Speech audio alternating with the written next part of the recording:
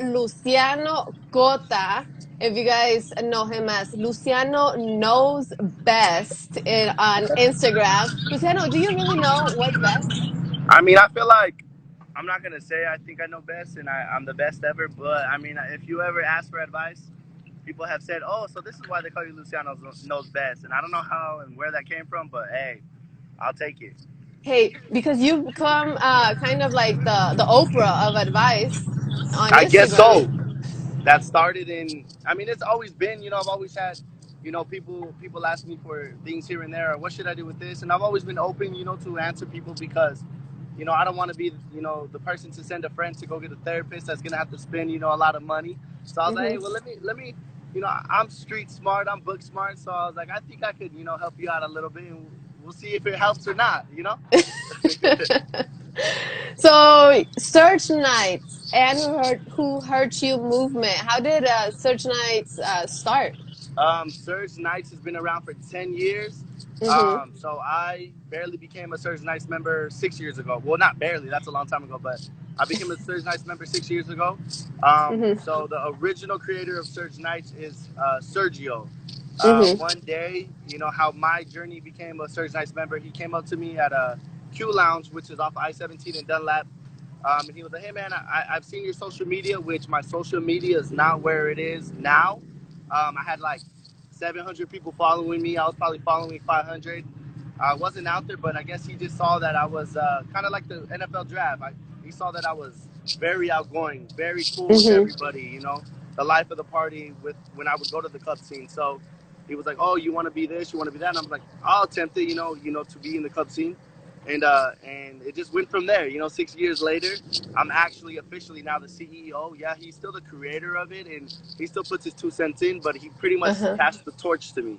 So yeah, Hmm. that's how that happened. Wow, that's awesome, and it's just you keep on going work after work. So I mean, you're always if anybody ever wants to know what to do, they gotta ask Luciano, right? Yeah, for sure. You know where all the best spots are. Look, here are all the comments. Says Phoenix downtown be lit because of Luciano. That's true. Hey, I appreciate that, That and that's is true. huge. Yeah. Yes, if you want to have a good time, they have to get to know you because you do know what is best. So what is going on this quarantine that they took the clubs out? What are you doing? Since they've taken the clubs out, which to be honest, it hurts me. Don't get me wrong. Not in the sense of like, oh, I don't get money. I'm very taken care of, and I'm glad that our team, became a business instead of too many people. Oh, he's a club promoter, so they kind of live week to week. But we actually became a Hmm. business where we treat it like a something that we invest in, something that, hey, you know what, we'll Hmm. get a really really nice check on a Friday Saturday. But we'll invest it and save it instead of spending it. Yeah. And that's the biggest thing. And since quarantine, I'm very grateful that the guys that I do work with, Jason the Connect is really really big. Sergio, like I said, is still puts his 2 cents in, and I'm very grateful for that. And pretty much we had just been waiting for the mayor to be like clubs are opening, but now it's gonna be a while. Last I heard, we're gonna be the second or third phase of something opening up. But I'm actually, to be honest, I'm a very grateful person because you gotta understand, people, to everybody that is in this live. I am somebody that's been in the club scene since 6 years officially, and I've Hmm. been out every weekend, literally for six Yes. years. And I remember the early stages. My first and second year, I was going to school at the time. I was Hmm. working at the hospital, and I was a club promoter. So you I got to remember think, that. like, Yes. it Hmm. was. I was not sleeping. You know what I mean? So to get this rest is crazy. To Hmm. get this, and it does suck because we're in a pandemic and we're in something that it is. You don't even want to grab a gas pump, to pump gas in your car, without a glove or a shirt. Yes. But at the same time, um, it's a blessing. But at the same time, every negative thing. I always say this: every negative thing that happens, there's always got to be a positive out of it. For me personally, I Hmm. finally get my sleep. Even though right now I look tired as could be because I've been off roading all day and I'm all dusty. I'm grateful for it, but at the same time, I just can't wait to get back into the clubs and make the 21-year-olds' birthdays, the 22, the 23, everybody's birthday, the Hmm. bachelorettes. The Uh, graduations. The divorce parties. We celebrate everything. If you learn how to skip, we'll celebrate it for you. So I'm excited to get back into that scene. Is there anything you've been doing specific in quarantine, like watching Netflix or? I have. So what's funny is I can't remember the last time I logged into my PlayStation. I'm not one to just be in my room unless I'm just sleeping and Hmm. changing. So I mean I've been playing of course the video games and catching up on my Netflix shows. I mean I barely watched the movie Bird Box, which came out 2 3 years ago. Oh, Yeah, yes. Hey, yeah. just So in I, time for this, because you're afraid to go outside. Yeah, exactly. You know what's crazy?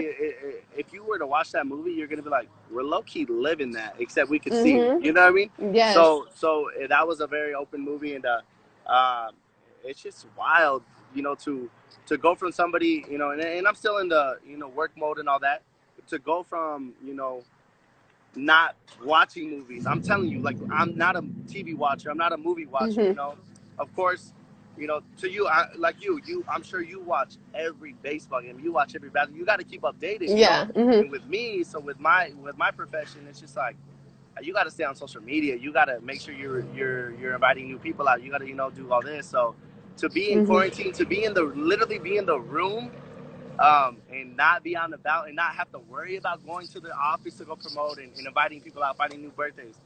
It is it is something that I'm not gonna say can't. I don't want to get used to this because I don't like it. Hmm. I don't mind it, but at the same time, I'm itching to leave it. Yeah. so, so just strictly watching Netflix movies, playing, of course, the Madden, the FIFA, the MLB. Um, but truly focused right now on my merchandise, which is my Hmm. brand Who Hurt You, and it's a blessing because I'm grateful for people that are at home buying because Hmm. literally people don't have they don't have to go spend money on dinners. They don't have to go spend money on anything. They're literally just paying and supporting, and that's so really that's a blessing right there. So really truly focusing on that and focusing on content. Just getting everything together, getting everybody to get to know me more, and it's been a blessing. You know what I mean? So Yeah. yeah, It is a blessing in disguise. You kind of can get connected to a little bit more with your people, and you need that break because I know exactly, you've been like 100%. you were always nonstop. Yeah, no, yeah, for It is sure. like party, party, party. Yeah, I wouldn't trade it for the world. Like I'm a person that I've always told my people that that are around me really close. Like, hey, I'm always gonna be somebody even when I'm retired. What can I do Hmm. to? It's not so much the money. It's just being that busy person. I Hmm. can buy the most comfortable lazy boy. I can buy the most comfortable bed, and I'm probably gonna touch it only when I'm supposed to touch it. You know what I mean? I'm not one to just extra touch it. If that makes sense. Yeah.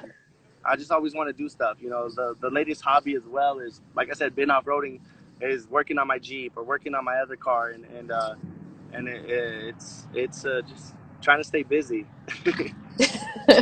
Yeah. Yes. So let's tell us a little bit about where you come from. So where were you born, Luciano? Born and raised Phoenix, Arizona. Hmm. My parents were born and raised here as well. My mom was born in Delano, California. My father was born in Phoenix, Arizona. So pretty much always been here. Hmm. Um, to many people that look at me, I'm Hispanic and Samoan, just a little bit Samoan. So this is where people are like, oh, you're not the What? Rock, you're not the Rock, or why do you have so much tribal tattoos? But Hmm. actually a little bit of Samoan. If you could see my dad, you'll Mm. be like, oh, okay, that's where it comes from. So yeah, born and raised Phoenix, Arizona. Hmm. Went to junior high, or elementary, junior high here, and everything. So haven't lived anywhere else but here. Where did you go to high school at? I went to Greenway, Oh, in okay. which Yeah. yeah, okay, you might know it, but everybody's Yeah. like, I'm Greenway, from the where's west Greenway side. at? And I'm like, oh, it's on. And it's funny because I'm like, oh, it's on 39th and Greenway. And they're like, Hmm. where's that at? Like, you know what I mean? So yeah, I went to school right there, and yeah, that's exactly where I went to school. And then like I said, college went to GCC for two Oh, years, me and then I went too. to Yeah. 2 years to Phoenix College, and Oh, yeah, nice. got my associates, my fire science degree, and yeah, I was pretty much done with school. So you didn't want to go into fire science anymore? Um, Were you it's wanted to be a firefighter? I Is that what wanted, you were? Hmm. always wanted to be a firefighter. Had the opportunity to actually be one because the biggest thing in anything you do is it's who you know, and Hmm. towards the end. what not so much stopped me. Sorry about the loud noise. not so much that not so much that stopped me, but in 2018 in August, I was Hmm. leaving one of my club events, and I got into a car accident. A drunk driver ran a red light, crashed Oh into my wow. crashed into my Corvette, and my hip messed up really really bad. So that kind of caused me to stay away. At the time as well, I was working at the hospital in surgery, so Hmm. I was working at the clubs, of course, and then I was also working in surgery. And so they had told me they're like, you're on medical leave, and you're Hmm. not supposed to. Of course, they got to follow the guidelines. You're not supposed to stand up for so long. And so I did all that, and in those, I want to say it was 6 to 8 months. I focused on my name. I focused on my brand. I focused on the club scene. And Hmm. at the end, where it was like time to go back to the medical field, I was like, you know what? I'm like, it's kind of like you fall out of in love with something and you fall in love with something more because Hmm. not so much because of the money. I just really truly saw myself. I'm like, I feel like I would be settling less. And this is no disrespect to firefighters. Salute to all, the front line. I just really saw I can, I personally believed in myself where I'm like, I can get bigger than just a regular person that would be a club Yeah. promoter, just a regular person that could be on the Hmm. microphone. And pretty much it's a very scary thing. As I'm looking at Fort McDowell Casino, it's pretty much you put all your chips on the Hmm. table and you go for it. You can't be scared, Hmm. Um, one thing of advice that many people tell me, like, oh, what's your advice? They always ask me. And I don't like to tell everybody this because, some people are like, you're stupid. But if you have a plan B, you're never going to get plan A super successful. You know what I mean? Hmm. Nothing Yes. wrong with having plan B, Z, D, W, all the alphabet. For me Hmm. personally, in my life that I looked at it, if I were to have plan A, plan B, and plan C, I know that I'm not going to give my full heart and my full love to plan A. I know Hmm. because plan B is going to work for me or plan C is going to work. More of like, I'm a marketing, CEO. And when I say CEO, it's not so much, oh, I'm the boss and I tell this Hmm. person to do this, do that. I'm just the person that's in the lead, and kind of just go in the sense of, being that role model for the people that do work for the Surge Knights company. So Yeah. No, and that is crazy. That is awesome. Because it's kind of, I guess, a little bit of what happened to me because I did go into nursing, but I've always that is like my first plan, but I always liked the reporting and everything else. And even though I, 100%. I do love it, but it's like you have to follow your passion because if not, you're not going to put that 110%, that you need Exactly, to. And exactly. let's talk a little bit about your family. So how many do you have brothers, sisters? So I have three older sisters. Mm-hmm. Each of them are a year apart, and I am the baby boy that is the 4 year apart from the youngest. So all three of my sisters are pretty much right next to each other. And then 4 years later, my mom and dad had me, which many people ask, having three sisters, no brothers, how do you feel? I'm Mm-hmm. like, you're the youngest. I wouldn't change it for the world. I love it, Mm-hmm. and I'm a very straight up person. I'm not trying to make, me or my family perfect or anything. I just really truly love the way. One, I didn't have to fight with any guy, any brother Mm-hmm. over clothes, as my sisters did growing up. But my sisters taught me everything. They taught me the heartbreaks. They taught me how to treat a woman, as well as my mom and dad taught me. But they just, I feel like, and this is with all the confidence in the world, watching my sisters grow up and go through everything they went through. I personally feel like, and this is where it goes back to giving opinions on relationships, giving Mm-hmm. opinions on lifestyles, is that I know a lot more about women than many do. You know what I mean? I understand. Yeah. I get where, you know, that girlfriend would get angry if you do this. You know what I mean? So it's like, hey, let's Mm-hmm. go this way instead of that way. So, and that's what I learned from my sister. So I'm very grateful for it. As well as my mom and dad. Of course, they're big help. My parents been married for 36 years.